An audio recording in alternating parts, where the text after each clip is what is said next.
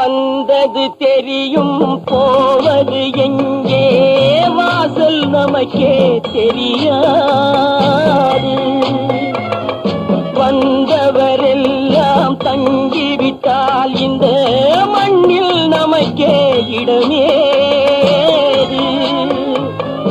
வாழ்க்கை என்பது வியாபாரம், வரும் ஜனனம் என்பது வரவாகும், அதில் மரணம் என்பது செலவாகும்.